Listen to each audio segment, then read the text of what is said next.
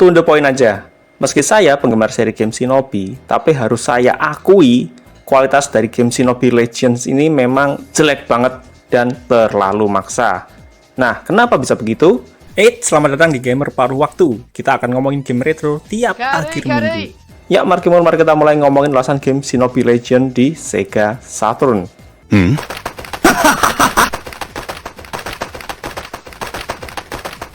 Setelah menunggu selama sekitar 2 tahun, akhirnya para penggemar game Shinobi mendapatkan game terbaru Shinobi kala itu, yaitu Shinobi Legends atau kalau yang dirilis Eropa bernama Shinobi X. Gamenya dirilis pada tahun 1995 untuk konsol Sega Saturn dan memiliki genre sama seperti seri-seri sebelumnya, yaitu action platforming side-scrolling.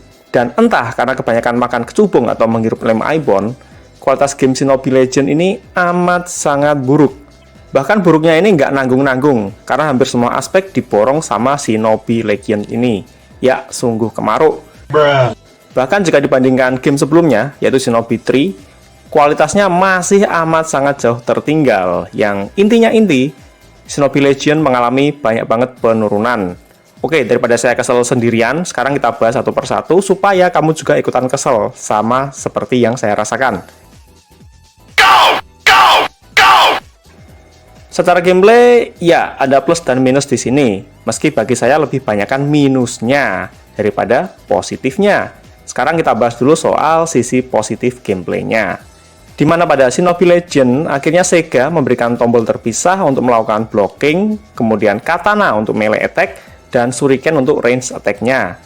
Hal ini membuat pertarungan lebih fleksibel, di mana kita bisa jelas membagi kapan akan menggunakan katana yang tak terbatas, dan kapan akan menggunakan shuriken yang jumlahnya terbatas, termasuk juga melakukan blocking. Kemudian kita juga bisa membalikkan senjata yang dilempar musuh, dan ya, sudah itu saja peningkatan positif dari seri sebelumnya. Karena entah kenapa, dengan konyolnya Sega malah menyunat mekanik penting pada game Shinobi Legends ini, yang sudah jadi ciri khas seri game Shinobi.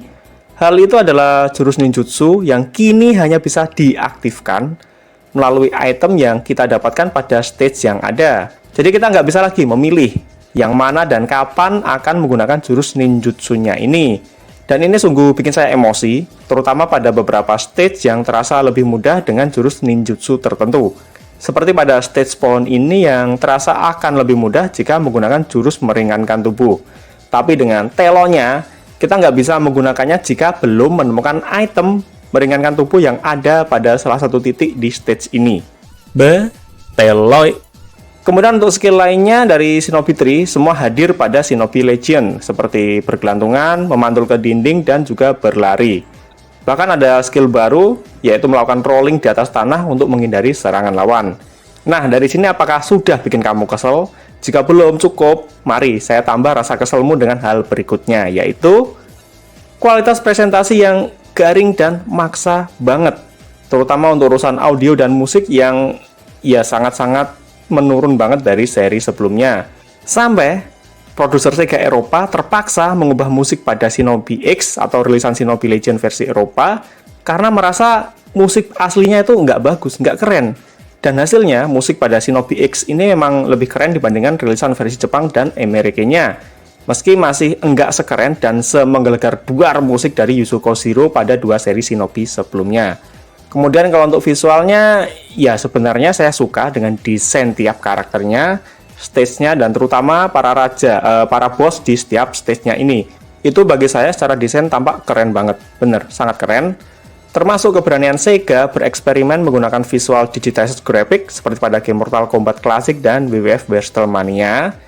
Tapi sayangnya hal itu nggak diimbangi dengan gerakan tiap karakter yang terasa terlalu kaku dan kurang bervariasi animasinya. Termasuk kualitas akting para aktornya saat cutscene yang terlihat kurang menjiwai perannya. Sehingga tiap melihat bagian movie-nya, saya langsung teringat kualitas akting pada film-film JAW. Maksud saya film-film dorama kelas B, saking garingnya. Pesan titipan sponsor, kalau kamu nyari gamepad yang hemat, praktis, bisa untuk PC, Android, dan juga PS4, bisa cek di deskripsi video. Saya pakai dari 2021, masih awet sampai sekarang. Secara cerita, Shinobi Legends nggak mengisahkan petualangan Joe Musashi lagi, tapi sosok Shinobi lain yang bernama Sho.